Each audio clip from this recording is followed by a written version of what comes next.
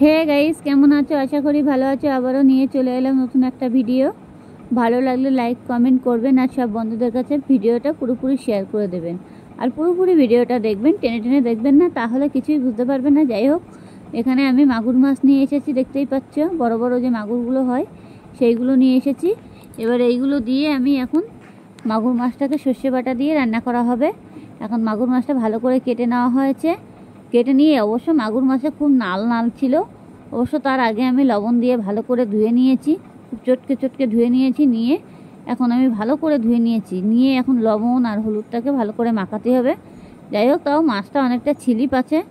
আর এই মাগুর মাছে এত ছিলিপ, মানে জ্যান্তবেলা তাহলে কি অবস্থা হয় সে মানে ধরাই যায় না বললেও চলে। দেখো এত ছিলিপ করছিল, যখন আমি ধুচ্ছিলাম মাছটা প্রচুর পরিমাণে ছিলিপ করছিল। আমি তাড়াতাড়ি করে কি করব, এখন নুন দিয়ে 2-3 বার করে ধুয়েছি। ধুয়ে তারপরে আমি এখন ভালো করে লবণ হলুদ মাখিয়ে নিচ্ছি। যেটি হোক আমি লবণটা কম দিয়েছি, না হলে পুড়ে যাবে। যেটি হোক আমি লবণটা দিয়ে ধুয়ে নিয়েছিলাম মাছটা। যাই হোক, এখন আমার মাছটা মাখা হয়ে গেছে। এখন আমি একটা পাত্রে রেখে দিয়েছি, কড়াই বসিয়ে দিয়েছি। এই কড়াইটা মনে হচ্ছে যে কালো কেন, তার আগে আমি উচ্ছেটা ভেজে নিয়েছিলাম। যাই হোক, কড়াইতে আমি তেল দিয়ে দিয়েছি। দিয়ে কড়াইয়ের তেলটা আমি ভালো করে গরম করে নেবো এখন। আর এই যে দানাগুলো পড়ে রয়েছে সেগুলো এখন আমি ফেলে দেবো। দিয়ে এখন ভালো করে মাছগুলো এখন আমি এক এক করে খুঁটি দিয়ে দিয়ে হাফ করে দিয়ে দেবো কড়াইয়ের ভিতরে। এই যে দিয়ে দিচ্ছি। দিয়ে এটাকে আমি ভালো করে নাড়াচাড়া দিয়ে নেবো। নিয়ে এক এক করে পাঠিয়ে দেবো। অবশ্যই মাছটা ফোটার সময় প্রচুর পরিমাণে ফোটে, মাছটা ভাজার সময় হলে ব্যাপক পরিমাণে মাছটা ফোটে। এর জন্য আমি কিছুটা একটু সাইড হয়ে রয়েছি, ভয় লাগে যদি ফটাস করে এসে গায়ে লাগে, সেই কারণে। মাগুর মাছ অবশ্য তেলে দিলে ফোটে বেশি। যাই হোক, ভালো করে আমি এখন মাছগুলো ভেজে নেবো লাল লাল করে। গ্যাসটাকে আমি বাড়িয়ে দিয়ে দিয়েছি। এরকম করে 2বার আমার লাগবে মাছটা ভাজতে, কোনো অসুবিধা নেই। যাই হোক, আমি তো বসে বসেই রান্না করছি না, আমার তো এখন আর দাঁড়াচ্ছি না, যেটি হোক সেই কারণে মাছটা আমি ভালো করে ভাজা করে নেব। আর যত মাছ ভাজা করবে হাতে খেতে কিন্তু ভালো লাগবে। অবশ্য মাগুর মাছ ভাজা বেশি ভালো লাগে, অবশ্য কাঁচা কাঁচা থাকলে হবে না। যেটি হোক আমি ঝোলের ভিতরে দেবো তো, তার জন্য মাছটাকে আমি একটু লাল করে ভেজে নেবো। আপনারা চাইলে যে লাল করেও ভাজতে পারো, কোনোভাবে কাঁচা কাঁচা রাখতে পারো। অনেক সময় অনেক জায়গায় আছে না যে মাছগুলো হালকাভাবে ভেজে নিলে একটু তাড়াতাড়ি তুলে নিলে, আমার আবার হয় না। হালকা করে ভেজে নিলে আমাদের বাড়ির লোক আবার পছন্দ করে না। যাই হোক, এখন আমার মাছটা অলরেডি ভাজা হয়ে গেছে, দেখতেই পাচ্ছ। এখন আমি আস্তে আস্তে করে খুঁটি দিয়ে দিয়ে হালকা হালকা করে নাড়াচাড়া দিয়ে দেবো। দেখি মাছটা কি আমার উঠে নাকি।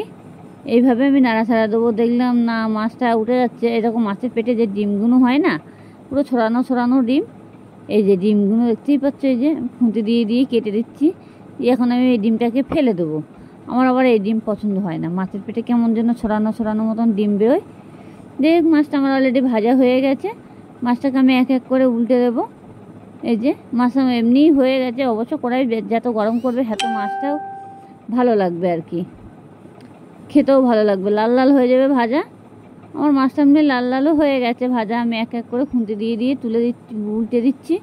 উল্টে দিয়ে মাছটাকে আমি আবারও গ্যাসটাকে বাড়িয়ে দেবো। যেটি হোক আমার গ্যাসটা কমানো আছে, সেই কারণে আমি একটু মাছটা তুলতে পারছি, না হলে মাছের ধারে যাওয়া যাবে না, এত পরিমাণে মাছটা ফুটছে। খুব ফুটছে মাছটা, এমনিতে ফটফট করে মাছটা। এমনি মাগুর মাছটা বেশি ফোটে, মাগুর মাছ জিওল মাছ এমনি বেশি ফোটে। যাই হোক, মাছটাকে আমি ভালো করে উল্টে দিয়ে দিয়েছি। মাছটা ভেসে যায়, এক এক করে মাছগুলো উল্টে দিয়েছি। দিয়ে আমি আবার ভালো করে আবারও গ্যাসটাকে বাড়িয়ে দেবো। দিয়ে আমার মাছটা ভালো করে ভেজে নিতে হবে। এবার মাছটা যাতে ভেঙে না যায় সেরকমভাবে ভাজতে হবে। আর ভাঙবে কেন, মানে কড়াই এত গরম করতে হবে যাতে ভাঙিয়ে না যায়। আবার বেশি গরম করতে গেলে কড়াই অনেক সময় পুড়ে যায়। আমার আবার কড়াইতে রান্না করলে পুড়লে পরে আমার মাথা গরম হয়ে যায়, কড়াই টড়াই পুড়ালি। যাই হোক, আমি কড়াই পোড়ানো পছন্দ করি না। যাই হোক, আমার মাছটা দেখতে পাচ্ছ কত সুন্দর লাল করে নিয়েছি ভেজে ভেজে। এবার আমি মাছটা এধার করে নাড়িয়ে ছাড়িয়ে দেবো। দিয়ে তারপরে আমি মাছগুলো কিছুটা তুলে নেবো। নিয়ে যে বাকি মাছটা ছিল সেই মাছগুলো আমি আবারও দিয়ে দেবো। এটি হোক আমার এই মাছটা অলরেডি এখনো ভাজা হয়নি, কিছুটা একটু ভাজতে হবে, একটু লাল লাল হবে, যেটা একটু মাছটা ভাজতে একটু টাইম লেগে যাচ্ছে সেই কারণে। আর তার মধ্যে অনেক পাখা চালানো ছিল, তো আবার ঠিক আছে হাওয়া লাগছিলো যার জন্য। যাই হোক, আমার মাছটা ভাজা হয়ে গেছে, দেখো লাল লাল হয়ে গেছে। এবার আমি মাছটাকে এক এক করে তুলে নেবো।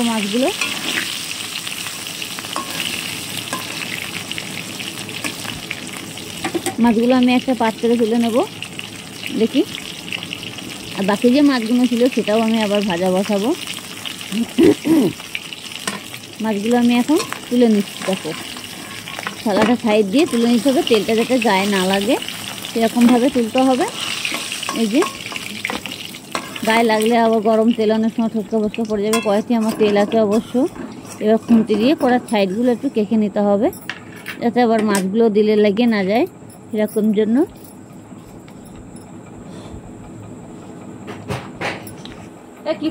আর একটু তেল দিয়ে দিয়েছি কড়ার ভিতরে, দিয়ে আমি গরম করে নেবো। যেটি হোক আমার কড়াইতে তেলটা অল্প হয়ে গেছিলো।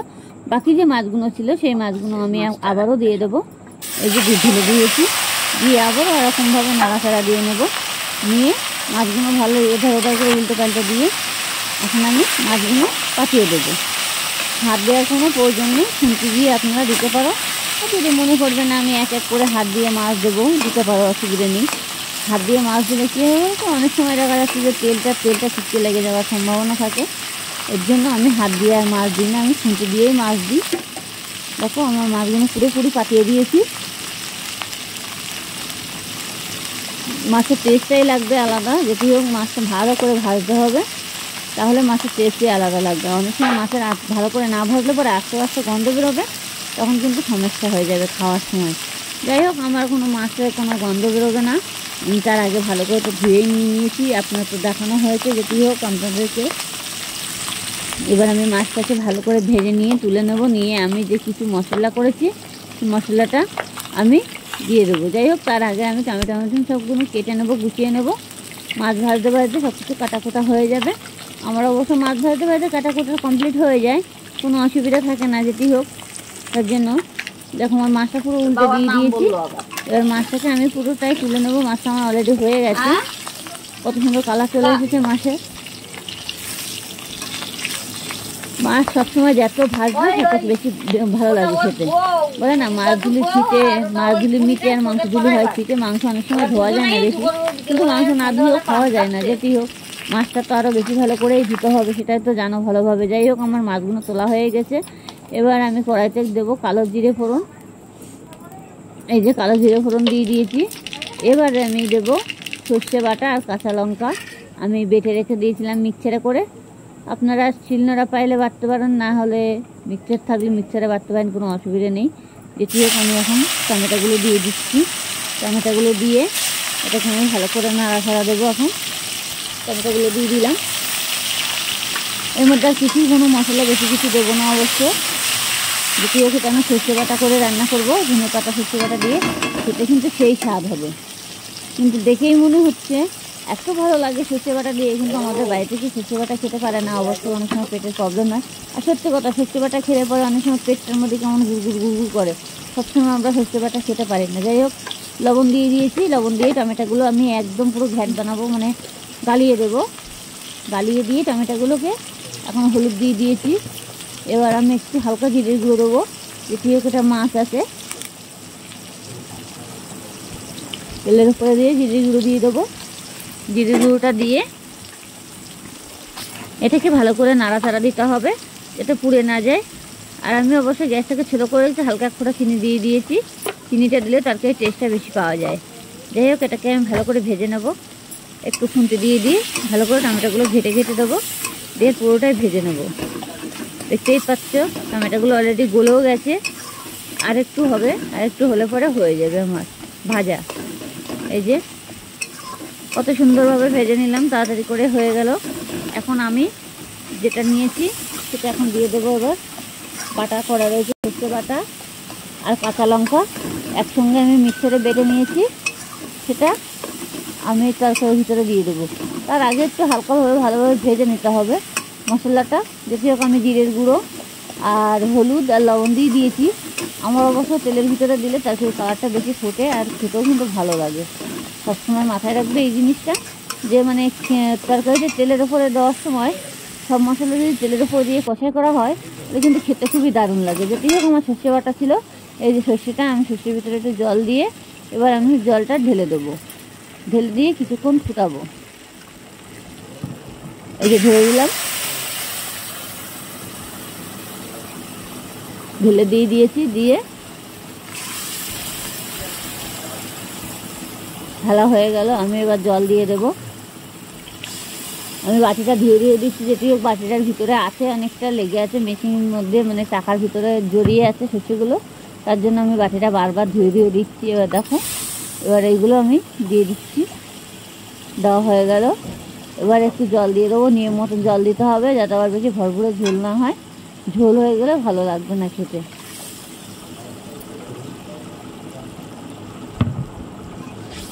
এবার আমি নাড়াচাড়া দিয়ে দেবো, নেড়ে ঝেড়ে কিছুক্ষণের জন্য আমি তরকারিটা ভালো করে ফুটিয়ে নেব। ফুটিয়ে নিয়ে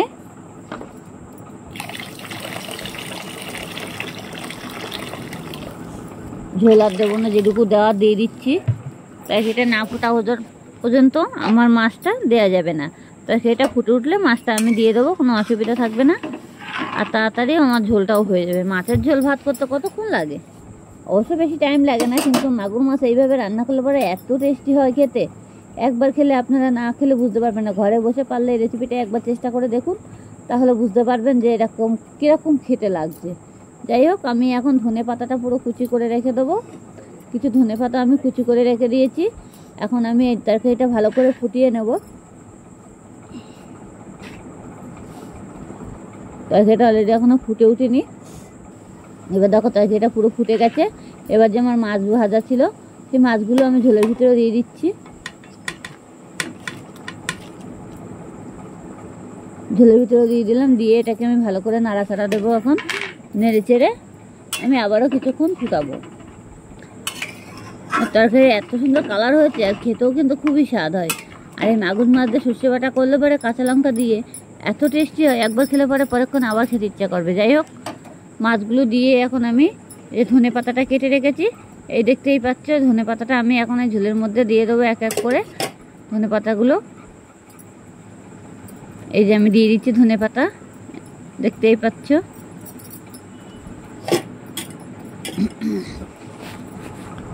ধনে পাতাটা দেওয়া হয়ে গেছে। এবার আমি তরকারিটা কিছুক্ষণের জন্য আবারও ফুটাবো, ভালো করে ফুটাতেই হবে, ফুটালে পরে টেস্টি হবে আর খেতেও কিন্তু ভালো লাগবে।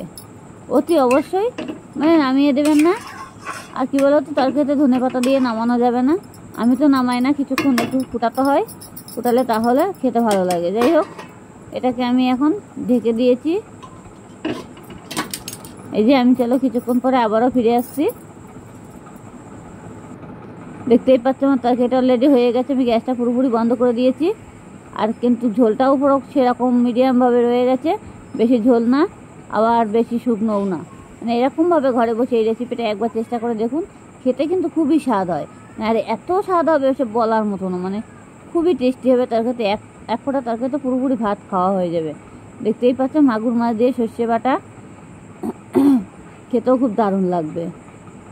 যাই হোক বন্ধুরা, তোমরা সবাই ভালো থেকো, ভালো লাগলে লাইক কমেন্ট করো, আর সব বন্ধুদের কাছে ভিডিওটা পুরোপুরি শেয়ার করে দিও।